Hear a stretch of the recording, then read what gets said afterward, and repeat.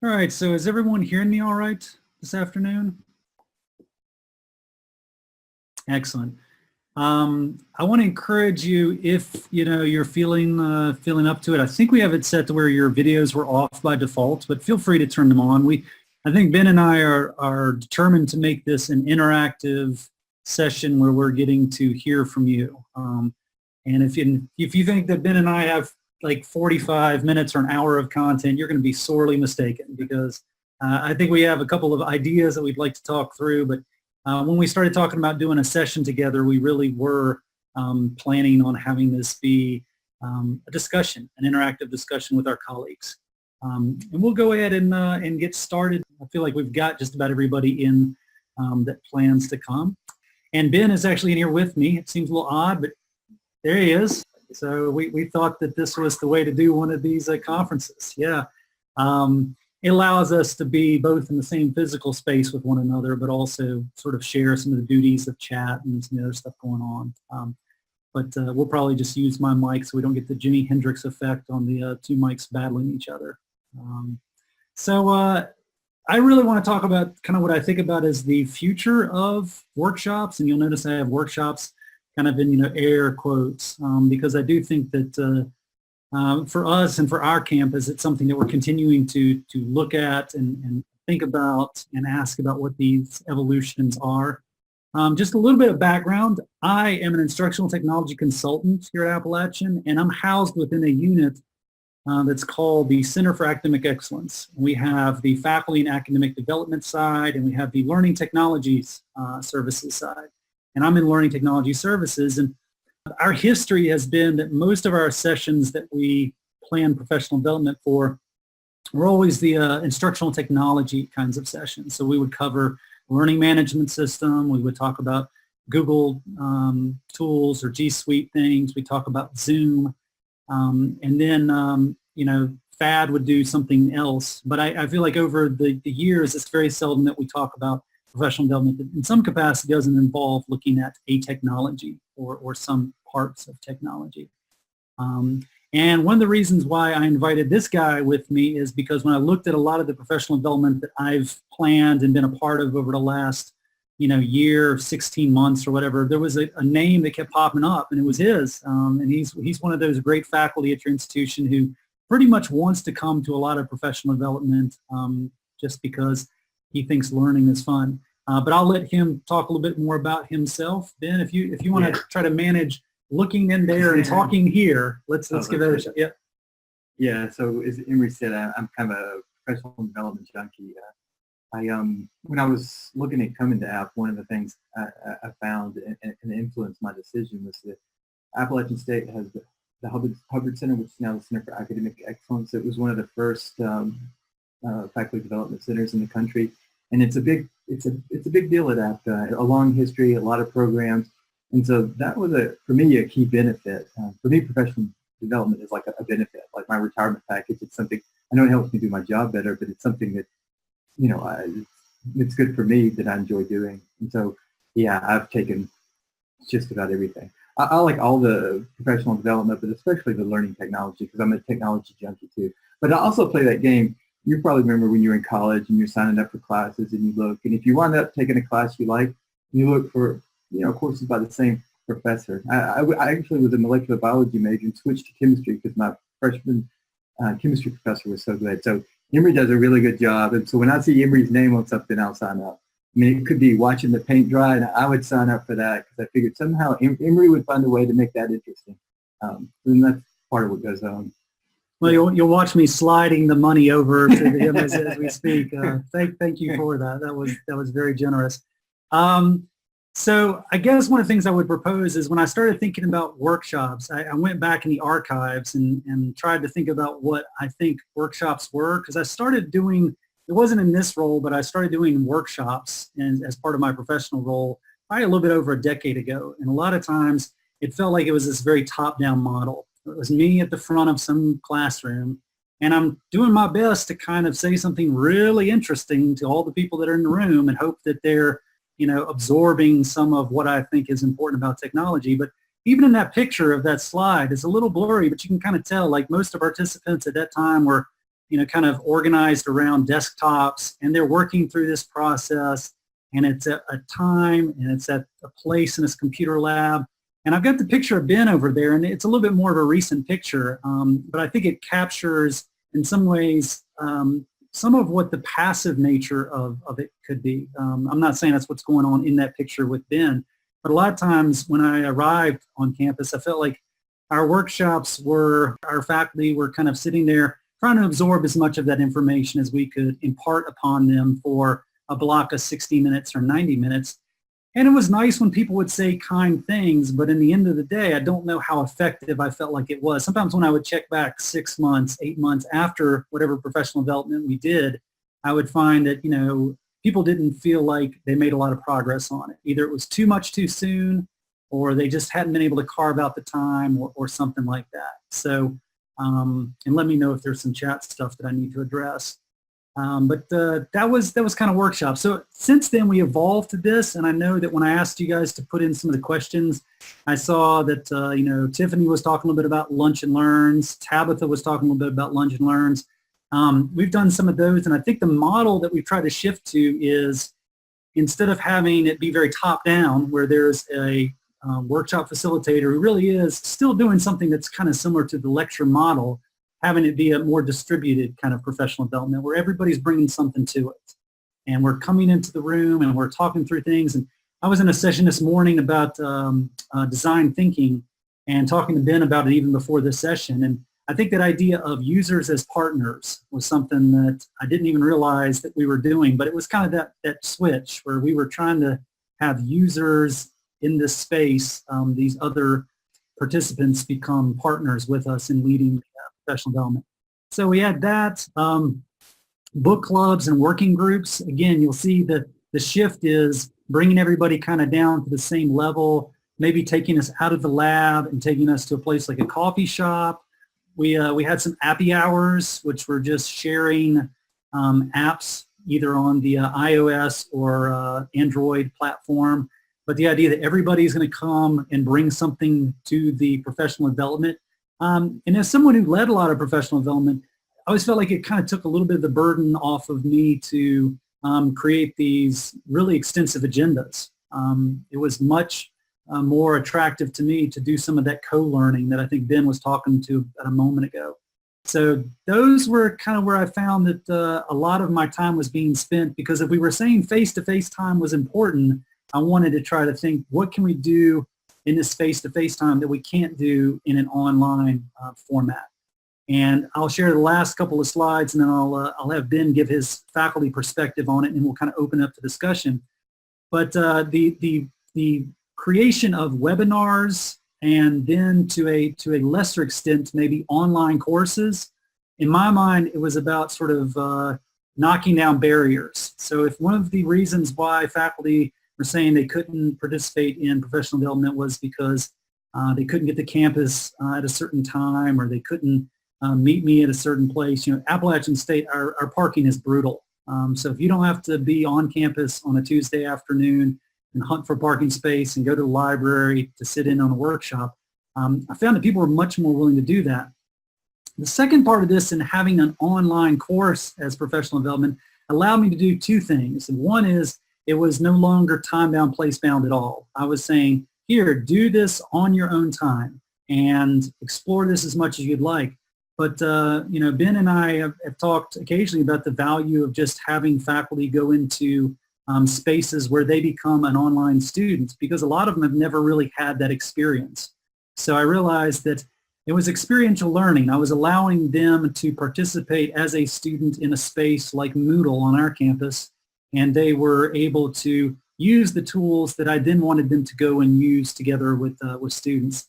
And the same thing with Zoom. And having them in professional development in Zoom, even if it was a webinar on a different topic, in a sneaky way, I'm giving them a little bit of professional development about Zoom also. So I found that those were the areas I was trying to address. From a faculty perspective, Ben, what would you say about your experience in trying out these different models with me, or what your other faculty members might have thought about some of these ideas? Yeah, I mean, they're kind of, if you want to get faculty to participate in faculty development, you can kind of you know, carrot or the stick. You can apply the stick or the carrot. And at AppState, I think it's pretty much all carrot for our annual evaluations, that kind of thing. We can include professional development, and it may be a little different from other colleges, but for the most part, that doesn't count. So people that choose to participate do it because they choose to. And so you really have to, the pressure is on these guys to offer something that people want to take, and they do that. And I think one of the things Emory does is offering a portfolio of offer choice. Users love choice.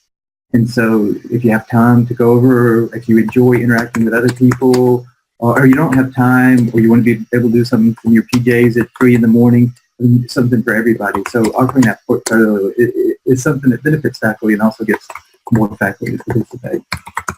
It also was really helpful for me. It's easy to forget what it's like to be a student. I was somewhere, it doesn't happen very often, but I was somewhere in a 45-minute presentation. Oh my God, it was awful. You could sit there for 45 minutes and then I felt guilty for having done that in the past to students. You know, my lifestyle, I never have to sit and listen to somebody for 45 minutes, and to ask somebody else to do that, that's really too much. So those experiences as a student in these different modes, it is really valuable to see kind of what it feels like for students, what the strengths are. You know, each of these modes has a different, you know, pro and con. And so you get a real good feel for, as a student, those pros and cons. And then as a student or faculty member, they get choices all the time. I think that's exactly, I think what we've used is maybe a guiding principle in some of the ways that we've tried to offer, you know, a more personalized experience, not a one-size-fits-all kind of professional development, but maybe allowing faculty to choose the bits and pieces that they want that maybe would make up their experience. So, as I promised, we're at a point where we want to put this back out to the group, and I think the questions that we wanted to explore a little bit of is like, what's working and what's not. Of course, before you you know, share any sort of war stories with us, I will remind you this is being recorded, and we're going to make this session available. So you know, we definitely want you to feel as comfortable sharing as you can be, but just know that there's an archive of this. But I think we'd love to have you, if you're comfortable doing so, we'd love to have you unmute yourself and share a little bit about maybe what your campus is doing. And we'll, in a group that is about this size, we'll try to do it where we're not kind of, you know, sort of interrupting each other too much. But please join in. Don't make me call on you. He'll do it. Hi. Okay. I'm at Stanley Community College, and I'm in e-learning. So we do a good bit of our departmental professional development efforts are tech-based in some fashion, and non-professional development or anyone stop you anywhere, pretty much. We do some of the lunch and learns. It's been selective attendance. I don't know quite yet the exact time. We keep trying a little bit of variation, but it seems to work okay. We've added Zoom now as an option, and that does seem popular. And part of that is because we do have people in between classes or something going on. It's just much more convenient. We haven't done a lot with putting out necessarily recordings of that, but I could see that being a demand, particularly as we have some adjuncts. I could see them wanting a little more inclusion. That seems to be an area specifically that maybe can't make the standard daytime meetings that we tend to be available. We do a little bit of online training too for that reason, just trying to make sure we hit everyone on every schedule. It's kind of hard to do. I think that's a great point about adjuncts, because at least I think, you know, a lot of this is my experience, but I think sometimes it's the most, the group that has the least amount of opportunities for professional development, and sometimes they have the most need. You know, like sometimes we have them hitting campus and, you know, they're expected to get into their course and be ready to teach in, you know, less than a week, and maybe they haven't had the opportunities to do as much. So that's a great point about the ways that technology might enable that. Have you done any kind of like when you do some of the Zoom stuff? Are you doing sort of, more kind of structured webinars on stuff, or is it more like group consultation kind of things? Usually it's more of it's usually during a lunch and learn, and that's usually more of a presenter based. So we will have a live session in our studio space, and so we'll have a few people who wander down in person, and then we have a lot of people online, and usually someone in the team tries to help moderate and just keep an eye on things. I will say, mentioning adjuncts, we found recently that that's terminology we have to be sure to also include. Mm-hmm. I tend to think faculty training means just faculty training, but it seems without specifying, we do have some confusion sometimes as to whether or not an adjunct would be invited, or if there's going to be something separate later, or why we didn't include something for them even though the information still would apply. So we're trying to be more mindful in our marketing of sessions and things to make sure to include not just maybe on the sending out the email, but include the terminology also. I think if I can jump in again, I think one of the things I want to piggyback on with that, but also acknowledge one of the things that Tiffany brought up. I think that I've seen a lot of value in the idea of kind of like cross-pollination of professional development experiences, so that I am looking for not just a lot of various sort of faculty roles, but I'm also looking to encourage staff and others to attend. So like the Google Lunch and Learn stuff probably would not have been as successful if I hadn't had some of the staff who are also using those Google tools. And they're bringing their perspectives and some of their challenges to the table. So I feel like in my experience, sometimes the personalities in the group matter a lot, but I do think that the heterogeneous nature, if you're able to bring in folks from different departments, folks from different sort of roles on campus, it can lead to a much richer conversation. And I think the experience ends up being a lot better for everyone too. Like people, I think sometimes get a little siloed, and if they're only interacting with those in their department or those in their program, it's hard to encourage a lot of professional development in that. But if you're giving them experiences outside of that, I think that's really good. So that was one of the things that Tiffany's. I'd like to add to that. So sure. As a faculty member, I do a lot of service, but on those committees, it's almost always all faculty. I don't meet staff people. It's you just don't really have an occasion to. And so these lunch and learns and these programs have been a good way to meet staff people. And that's been really helpful. It's been great networking because like if I need help with Drupal, I don't have to like run it through 6 people. I know a Drupal person I can ask from the lunch and learn, Erica, and met her in a lunch and learn. So it's been really good. And gotten to know, of course, the instructional technologists really well. That networking between staff and faculty has been really helpful for me to get my job done. And I think again, I'll kick it back out to the group a little bit more. But it was not necessarily a stated goal. But when I started putting together the group that was doing lunch and learn, I thought it'd be good to have someone from the help desk who maybe manages all those calls and gets a lot of that perspective that the end user has and are struggling with Google. And maybe I have someone from the dean's office who's being asked to manage all of the Google calendars, and maybe the webmaster's office been mentioned. Having her in the room, it really makes the conversation, I think, a lot better. And the more perspectives I can bring into the room, the better chance we have of really addressing some of the bigger challenges we have on campus for communication. Any other ideas? Some ideas of what's working, what's not? I know we also have some of you in this room are faculty, and some of you are sort of. So just about bringing in students. Yeah. Alana, do you want to talk a little bit about bringing in students? Sure. I don't know. I was just thinking, because you said, bring in the staff, and that is a great idea. I'd never thought about that, but the more perspectives, I think the better. One of my favorite things is doing like an online session like we did with the Moodle MOOC, and then having a debrief there at the end where everybody gets to come back together and talk as a group. That's the most beneficial part for me, is the conversations with other people and thinking about how they use it from their perspective, and that's just where I get most of my stuff, honestly. Like I like playing around with stuff, so I like the online sessions so that I have time when I can. But then I also, one of my most favorite parts is definitely having that conversation afterwards and seeing what other people got out of it. So the Moodle MOOC that she's speaking about was kind of an idea that we had on campus. There's I think it was called Learn to Moodle or something like that, and it was offered by learn.moodle.net, and it was an open online course for anyone to take. And I think we treated it like it was almost like the flipped classroom model, where there was some of it being done outside of our sessions where faculty were participating in this open course.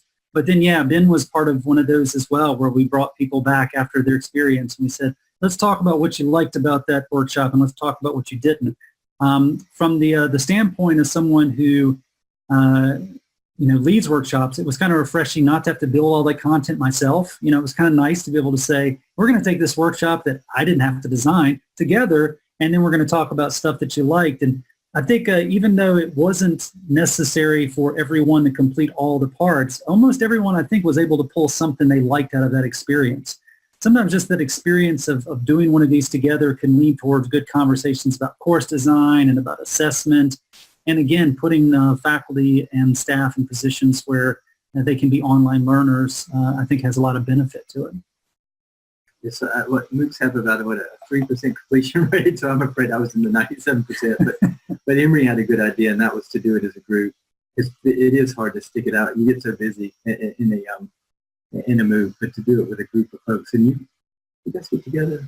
Yeah, we would get together maybe at the beginning and the end, kind of treated it like a calendar, sort of like a book club, where it would be like we'd have a couple of meetings in there. That was a good idea. But I think that bringing that idea back of, everybody kind of collaborating, it goes back to that student view, since that's what you asked me to talk about in the first place. And another thing to kind of think about with the students, I don't know if this, I know that within our department, some of our teaching guidelines require us to help promote students and help guide them. So if those are some of the pillars of your own department, and those are things that you need to reflect on within your own evaluations every year, that might be a way to kind of help promote students or bring them into the conversation and help you help them and help yourself at the same time. So I don't know. Yeah, I wanted to comment also in bringing the students in, because one of the challenges we're having, I'm in Miami at University of St. Augustine. Okay. One of the challenges we have is when we're trying to connect our flex students who aren't on campus with our hybrid students who spend some of their time on as well as off. And with our student associations, we're using Zoom now to help them have a representative be a part of that. And one thing we often forget when we're scheduling, not just for faculty, staff, or students, is that recording and having an archival repository for these things can help those who cannot be there for those synchronous events. Yeah, I mean, I could see including students, but if you have a 1 hour event for faculty development, about 10 to 20 minutes is when they spent writing about students. So you have to be clear who's in the room, and faculty they do like to get together and invent a bit. But it is good to hear the student perspective. The course evaluations just don't tell you enough. I like to go. I try and get to the classroom 15 minutes early and just go around the room. You'd be surprised what you hear. And I feel bad about listening in, so I try not to listen to the names, but what students know about faculty, how things are being done. You learn a lot that way. So getting the student perspective, through more than just student evaluation is a good idea.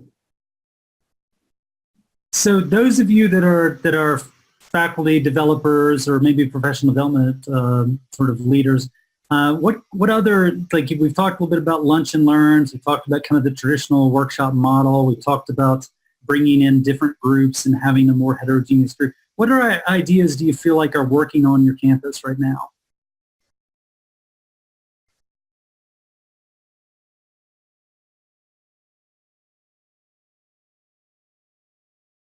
So I might have to call on somebody. Everybody's going to start cold calling. You know that. I'll unmute your mic in a second. I would just say, this is Douglas again, sorry. I would just say that making sure that we leverage technology where we can is what I find to be working, because when I'm not in the office or I'm off campus with some of the students at field work and I have a meeting in the middle of the day, I can't just leave the students and drive clear across in traffic for an hour. So making sure we leverage technology and not always the video based. So if you're using Zoom or whatever meeting platform, making sure there's a phone number also, so you can have alternate means to access, whether you can have that visual or not. I love that idea because I think it definitely speaks to the not only just, as you mentioned, leveraging technology. And I do think that, breaking down those barriers, if you can't be there physically, if you can't be there at that time, what can we do to, as she said, allow some access through phone numbers, allow it to remote access, allow it to be recorded and made available later. I think the more that we can make efforts to do that, and I feel like technology has become exponentially easier to use in that capacity. The more we can leverage those technologies to give everybody access, probably the better opportunities we'll have for meaningful faculty development going forward. So that's a great comment.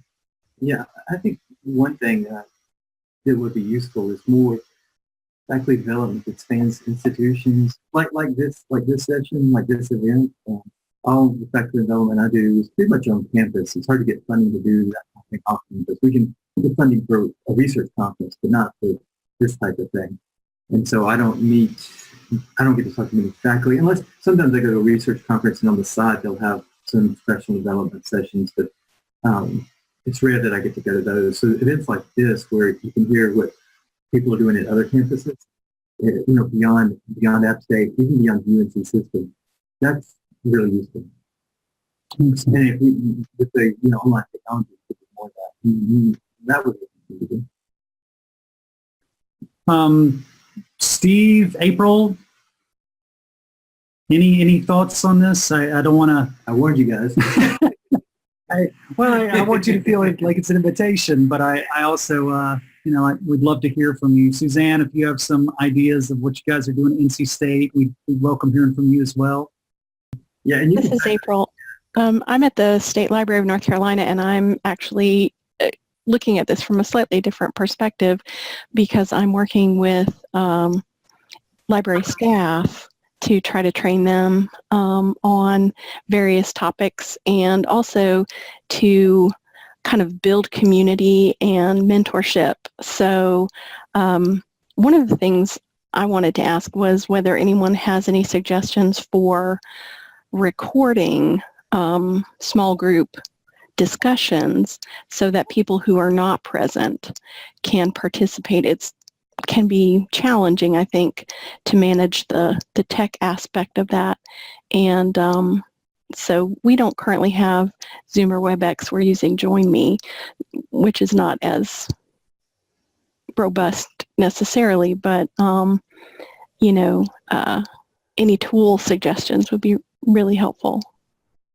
Yeah, so Emory might not like this answer. We have this great service in the basement of the library where we can check out all kinds of fancy equipment, but I use my iPhone for everything. Something like that, I'd use the voice memo on the iPhone. The iPhone just, I've got the 7. The sound and picture and video quality are, really good. But Emory could probably give a more sophisticated answer. Well, no, I mean, and there's a lot of variables. Are you looking at sort of video and audio? Would audio sort of suffice? Tabitha mentioned just maybe having something on YouTube. What parameters are you dealing with? Well, I think that probably voice might make people more comfortable who are actually in the room because, then they're not worried about how their hair looks or any of that stuff. So that might actually be more useful. And yeah, I've thought about just using phone or iPad or something to record and even just get the audio that way. But some of these, I may not be able to be there, and so I may be asking other staff to, library staff to do some capturing for me, and so I want it to be very easy. Yeah, I know you don't want to do video, but if you, the new 360-degree cameras are really cool. So you can shoot everybody at the same time, and the viewer can pivot around and watch any perspective in the video. And I think YouTube does 360 video now, so you can shoot it with one of these 360 cameras, push it up to YouTube, and then the viewer can watch the video and pivot around in the video to look at whoever is talking. But I know you don't want to do video, but if you wanted to do video, that would be really cool. Well, it might be something they're more comfortable with than I imagine, but yeah, that's a neat idea. Thanks. I could see people, if it's just voice, it's kind of anonymous. I mean, somebody could recognize your voice, but it's much more anonymous. So I could see people being much more comfortable with it. Yeah. Thanks. Mm-hmm. So this is Suzanne at NC State. One of the things that we've been doing recently, a couple different things actually. One thing is we have just recently launched a YouTube channel for our LearnTech. I say LearnTech Help Desk, but it's a lot of how-tos. It's a lot of what we like to call teaser trailers, if you want to call them that. And so what we'll do, for example, I teach a workshop on creating good design presentations or well-designed presentations. And in order to get people to show up to my workshops, I did just a 3-minute video on just a few things that were helpful. And then basically told them, okay, so here are some ideas and now come to the workshop so you can learn more. So almost like a teaser, hey, look at this is what we're doing. And now come join us at one of our workshops or online or whatever the case may be so that they can kind of get a taste for what they're going to be learning. So that's one thing we've done. And the other piece that we've done here recently is we've seemed to have more of a series of workshops that is kind of geared toward one thing. For example, I also do a best practices in course design, which we have Moodle as our LMS. And we started it was online. We went through, all these things that you can do to make your course wonderful.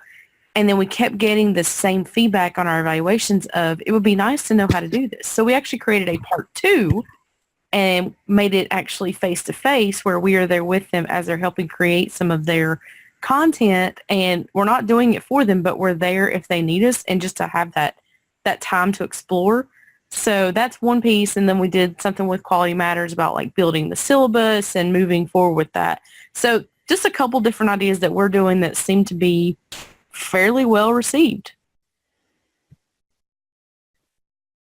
Thank you for that. And what I think is kind of interesting is that, we're talking some about the different modes of how we're offering things and some of the ideas for generating interest in it. And I think that's key, whether it's, something with learning management system, whether it's, pedagogy, whether it's other areas of using technology. Anytime we're able to offer a trailer to get interest and maybe help with the marketing of it. I think the series of workshops I put in the chat, I know that sometimes it can be difficult for people to commit to that, but it's such a different experience. I felt like whenever I was doing lone workshops, sometimes I was doing the same workshops every year, and people would feel bad about it, but they were never really getting to the next level where Suzanne was talking about, the next level of whatever it was that you're learning about, because they would do a Moodle workshop, and then we would wait 8 months, and then would take another Moodle workshop, and they might have forgotten most of what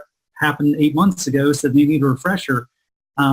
Having people commit to the idea of an ongoing series of workshops, I definitely think is a key in creating what feels more like a community and less like this sort of isolated event where you come in, get as much as you can, and you're never heard from again. Does that sound right to you, Ben? Yeah. Yeah, I was just thinking, you used to work with the school system.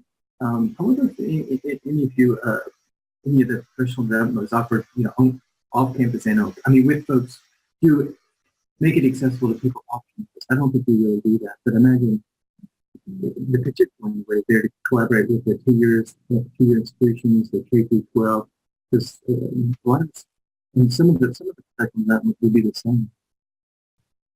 I think they use Canvas and Moodle, but the Google tools. Did anybody do any external stuff?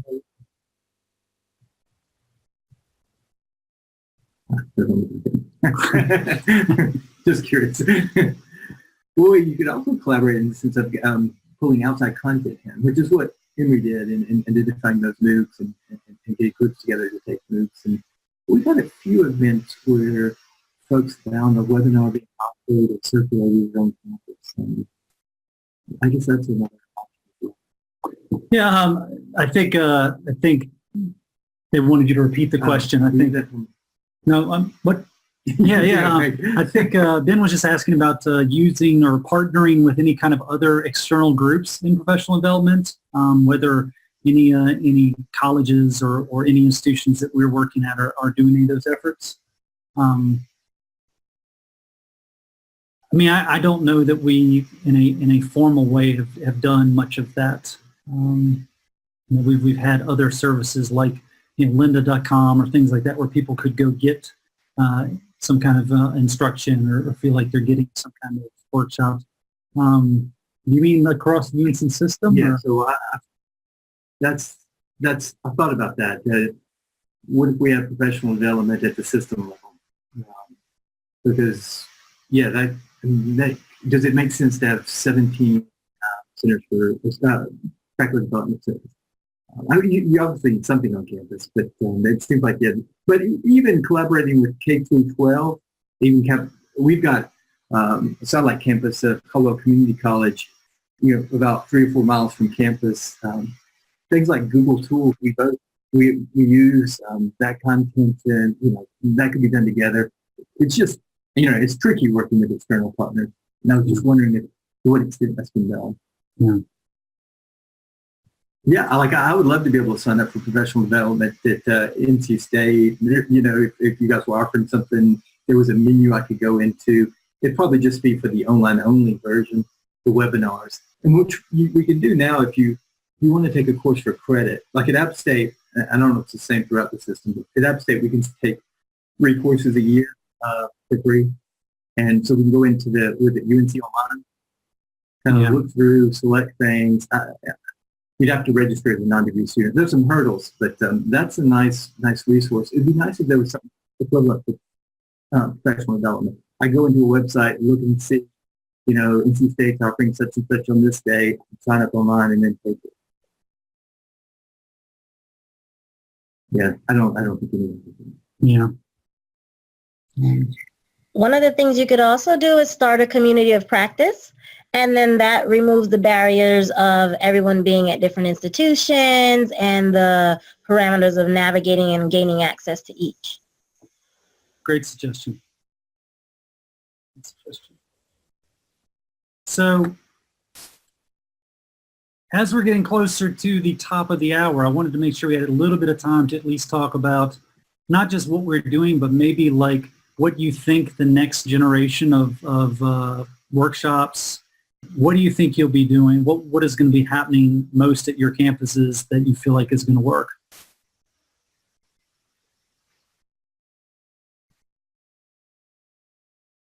So I hate to talk again, but I will. We are actually in the beginning stages of trying to pair all of our workshops with badging, and because we can't offer money, so we are hoping that the badging or the certification of some sort will help with people wanting to take our workshops. And so we're trying to align the workshops we teach or plan to teach with the correct and appropriate badges right now. I'm really interested. At some point, we've been doing a little bit of that at Appalachian for the last couple of semesters. So I'm really curious. I won't take up a bunch of time here in the conference session, but I'm going to follow up with you about that at some point. I wanted to ask a question, and I don't know if it's going to work since we're recording this, but what's something that you tried and it failed, like a noble failure? Something you tried, it seemed like it should work, and it just didn't work in terms of faculty development, professional development. An epic fail. An epic fail. Okay. An epic fail. If you're willing to hear.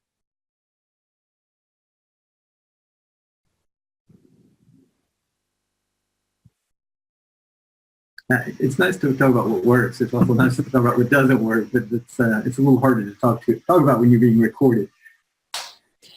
Well, I have something My name is Nadeem. I'm from Eastern Kentucky University, and we developed a course on Blackboard, on how to use Blackboard.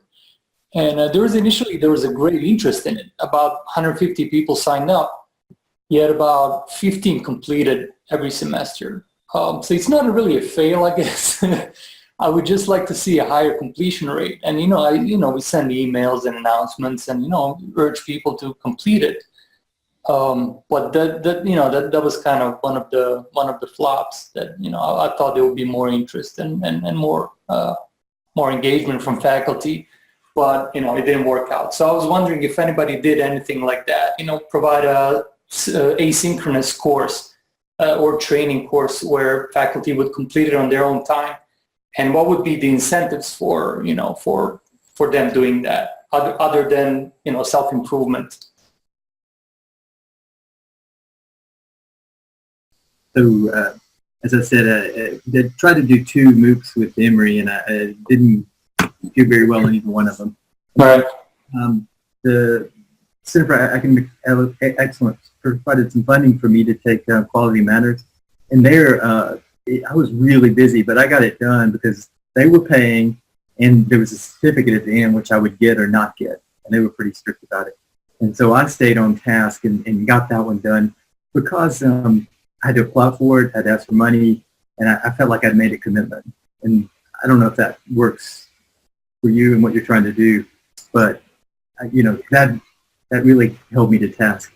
We offered the certificate. There's a certificate of completion, but no money, obviously. So yeah, the money they paid for the training. It was a third party, and so but I felt responsible for that expenditure, and the certificate I needed to be able to do the next level of training and to be able to do audits and other courses to apply that QM rubric. It wasn't just a piece of paper. It actually would lead to other things. One of the things I thought about with in response to the question, I do think incentives help out a great deal if possible, but if there really is not an obvious carrot or stick, I do think that the example that I was sharing here, Nadeem, with the online course, I think the reason why this was perhaps as successful as it was in terms of the numbers was this was a course that I marketed as hey, we're ready to come up on the winter months in Boone, and especially in the last couple of years, we've had several days or several weeks where class is canceled, and it's not just canceled sporadically. It seems like Mother Nature plans to have it canceled on the same day, week after week after week. So if you're teaching like a Tuesday, Thursday class and class is canceled 2 or 3 Thursdays in a row, you're really kind of in a bind. So I tried, and I'm not saying that it was the reason why I had as many people complete as I did, but I tried to frame it as I'm providing this service is going to allow you to continue doing class even when classes are canceled in a physical space here on campus.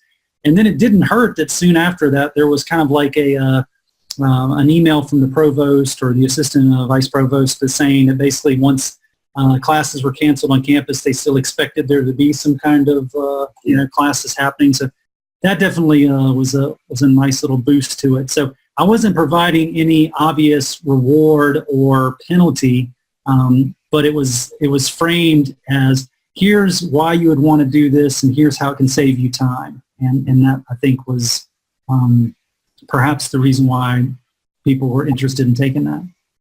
Yeah, that's a great suggestion. How it's going to help you to, help you make your life easier, help you grade faster, etc. Yeah, that's a great approach. Thank you. I will say from a institution-wide, well, it was still a small group, but meeting, we were discussing professional development, and we felt that we were teaching technology that obviously would have an application and obviously be useful for our faculty, regardless of delivery method, that sort of excitement going into it. And from hearing the faculty discussing professional development at the college, it seemed they felt they needed teaching or educational professional development that all they get is technology. So they didn't make the link. Of course, they also didn't show up to see how it was being used by others in their classes, but they would kind of scroll through it and say, oh, that's for someone else, basically, or if I had extra time, I might would do it. So I think being very intentional on how it's marketed, and again, that buy-in for how it's going to save them, how it's going to help them, how it's going to make it easier or faster on them, because we're in the same boat. We can't really offer, incentives for money or anything like that, but if we can save them some time, maybe that will increase their interest too.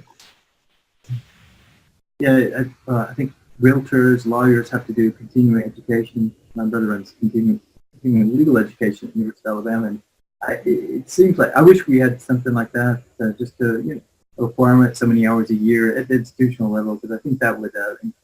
I think folks need to take refreshers, learn new technology. But that's, Emory will tell you, I'm always coming up with crazy ideas that are never going to happen, and that's probably one of those. It would make it much easier to get people in. We actually do have a CEU requirement, but our HR department just had some changes and are now a little more clear on the policy, I think. So it's being revamped a little. We do include trainings though from convocation or professional development days, that sort of thing.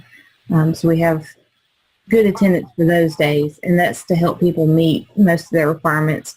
And then they can come to lunch and learns or webinars or anything like that, internal or external conferences, that sort of thing, to make up the difference. So we try to include a good variety so that it's easy for people to meet their requirements, because obviously we don't want that to become a problem either. And for some employees, it's a concern for them, truly. Yeah, we don't have that. That's a good model.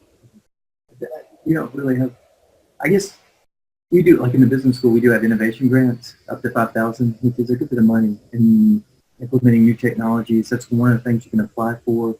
And having done professional education makes your application much stronger. So there's a little bit of an indirect carrot there. And you can include it in your annual evaluation. I don't know that it really, it gets weighed, but it's nice to be able to get included and have it recognized. And then we have various teaching awards and whatnot, and to be competitive in those areas that professional development does help. But I remember studying Japanese management. They distinguish between P&R criteria, and I can't remember which is which, but in the U.S., salespeople are rewarded based on output, like a commission, right? In Japan, they do something very different. They reward them based on process. So if you made X number of calls, if you visited X customers, that's how they got paid, not the outcome, but the process. I wish we had a system that focused more. Your system seems like it does. I wish we had a system that focused more on the process than the outcome, because there's a lot of factors that affect the outcome that we don't control. I mean, I think the logic here is PD is good, show up in your teaching and it'll get recognized that way. But that's, I think a better system would be to recognize the PD directly, in my opinion.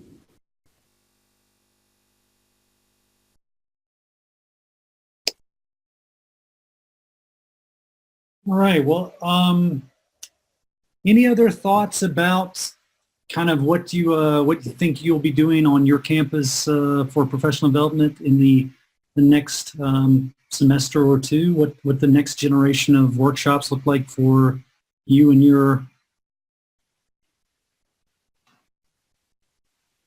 I'm excited about using As You Learn Global and working with a set of community college instructors, and we're going to build a repository of resources for teachers to use. But I also like the As You Learn Global approach because we'll be able to have discussions about it.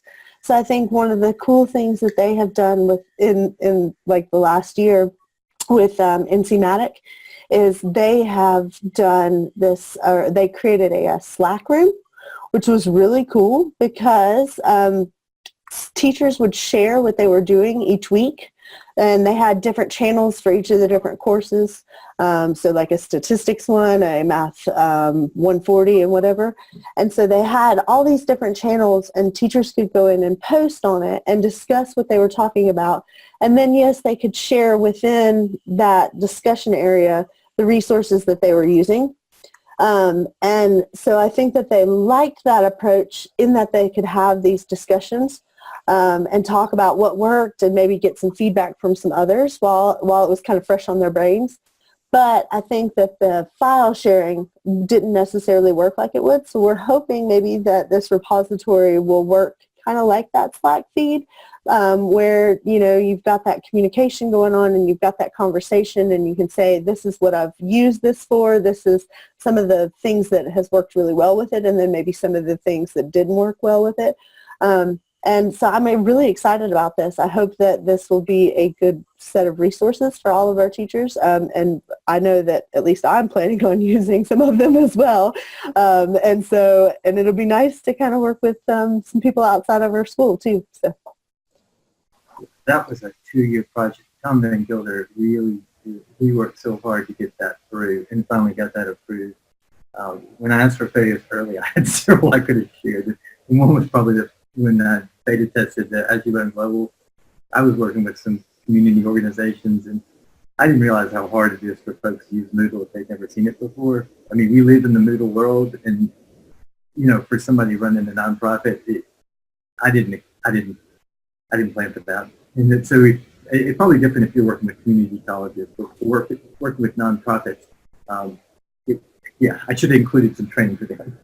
Well, I appreciate that feedback because we will make sure that we do that. We've got a couple that are coming to campus, but we were just going to kind of help them set up the entire thing. But we'll make sure that we include a professional development on Moodle itself in that kind of setup. Thank you. The community college system, some are on Moodle and some are on Blackboard, and then there's 2 of us on other systems.